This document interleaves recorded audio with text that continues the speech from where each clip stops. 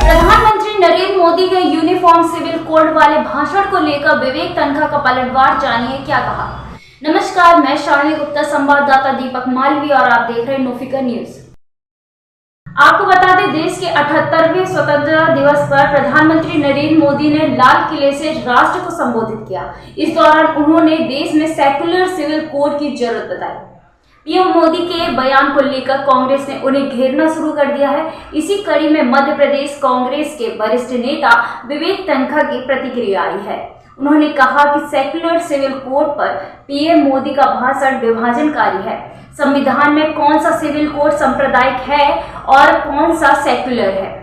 वहीं पीएम मोदी के भ्रष्टाचार पर दिए गए बयान को लेकर कांग्रेस नेता विवेक तनखा ने कहा, अब तक तो विपक्ष पर ही कार्रवाई की है, अपनों पर कार्रवाई कब करेंगे। दरअसल देश में सेक्युलर सिविल कोड को जरूरत बताते हुए पीएम मोदी ने कहा कि जो कानून देश को धर्म के नाम पर बांटते हैं उन्हें दूर किया जाना चाहिए। ऐसे में देश को एक सेक्युलर सिविल कोड की जरूरत है।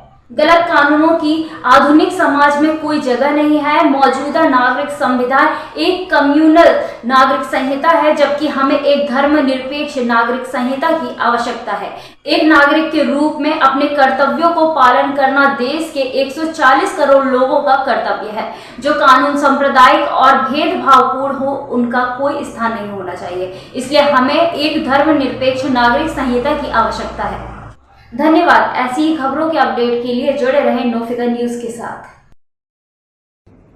जी न्यामिका, आप मुझसे पूछ रही कि मोदी जी ने आज रेड फोर्ट से बोला कि मैं करप्शन के अगेंस्ट जंग छेड़ूंगा। जंग तो वो 11 साल पहले से छेड़ चुके हैं करप्शन के अगेंस्ट, मगर खाली विपक्ष का करप्शन उनको दिखता है। और जब विपक्ष के लोग उनके साथ मिल जाते तो वो करप्शन भी खत्म हो जाता है। तो ये कोई जंग नहीं होती है, ये तो पॉलिटिक्स होती है। अगर मोदी जी ने 11 साल बाद अब ये डिसाइड किया है कि वो रियली करप्शन के अगेंस्ट लड़ेंगे, विच मीन्स सत्ता पक्ष के करप्शन के अगेंस्ट वो लड़ेंगे, तो मैं मोदी जी का स्वागत करता हूं। और नहीं तो ये मात्र पॉलिटिकल स्टेटमेंट है। मेरे प्यारे देशवासियों, हमारे देश में सुप्रीम कोर्ट ने बार बार यूनिफॉर्म सिविल कोड को लेकर जो चर्चा की है, अनेक बार आदेश दिए हैं, क्योंकि देश का एक बहुत बड़ा वर्ग मानता है और उसमें सच्चाई भी है कि जिस सिविल कोड को हम लेकर के जी रहे हैं वो सिविल कोड सचमुच में तो एक प्रकार का कम्युनल सिविल कोड है, भेदभाव करने वाला सिविल कोड है। ऐसे सिविल कोड से जब संविधान के 75 वर्ष मना रहे हैं और संविधान की भावना भी जो हमें कहती है करने के लिए, देश की सुप्रीम कोर्ट भी हमें कहती है करने के लिए, और तब जो संविधान निर्माताओं का सपना था उस सपने को पूरा करना हम सबका दायित्व है। और मैं मानता हूं इस गंभीर विषय पर देश में चर्चा हो, व्यापक चर्चा हो, हर कोई अपने विचारों को लेकर के आए और उन कानूनों को,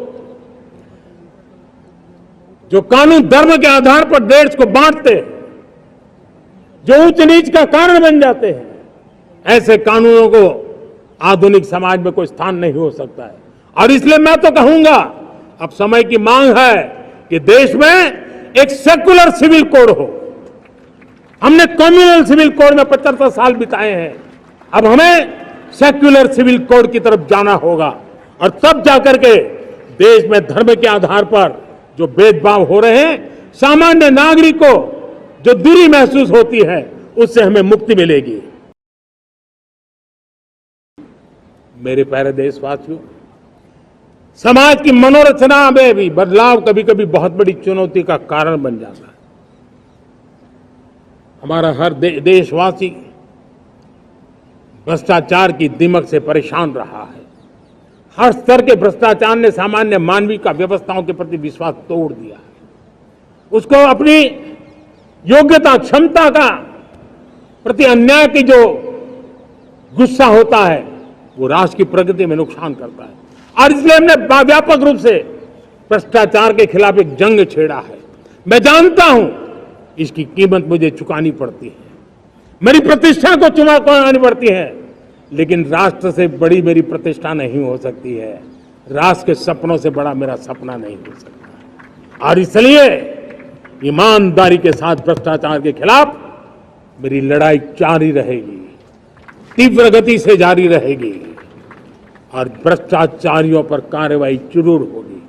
मैं भ्रष्टाचारियों के लिए भय का वातावरण पैदा करना चाहता हूं ताकि देश के सामान्य नागरिक को लूटने की जो परंपरा बनी है उस परंपरा को मुझे रोकना है। लेकिन सबसे बड़ी नई चुनौती आई है। भ्रष्टाचारियों से निपटना तो है ही, लेकिन समाज जीवन में उच्च स्तर पर एक जो परिवर्तन आया है वो सबसे बड़ी चुनौती भी है और एक समाज के लिए सबसे बड़ी चिंता भी है। क्या कोई कल्पना कर सकता है कि मेरे ही देश में इतना महान संविधान हमारे पास होने के बावजूद भी कुछ ऐसे लोग निकल रहे हैं जो भ्रष्टाचार का महिमा मंडन कर रहे हैं, खुलेआम भ्रष्टाचार का जय जयकार कर रहे हैं। समाज में इस प्रकार के बीज बोने का जो प्रयास हो रहा है, भ्रष्टाचार का जो महिमा मंडन हो रहा है, भ्रष्टाचारियों की स्वीकार्यता बढ़ाने का जो निरंतर प्रयास चल रहा है, वो स्वस्थ समाज के लिए बहुत बड़ी चुनौती बन गया है, बहुत बड़ी चिंता का विषय बन गया है। भ्रष्टाचारियों के प्रति समाज में दूरी बनाए रखने से ही किसी भी भ्रष्टाचारी को उस रास्ते पर जाने से डर लगेगा। अगर उसका महिमा मंडन होगा तो जो आज भ्रष्टाचार नहीं करता है उसको भी लगता है कि ये तो समाज में प्रतिष्ठा का रंग बन जाता है, उस रास्ते में जाने में बुरा नहीं है।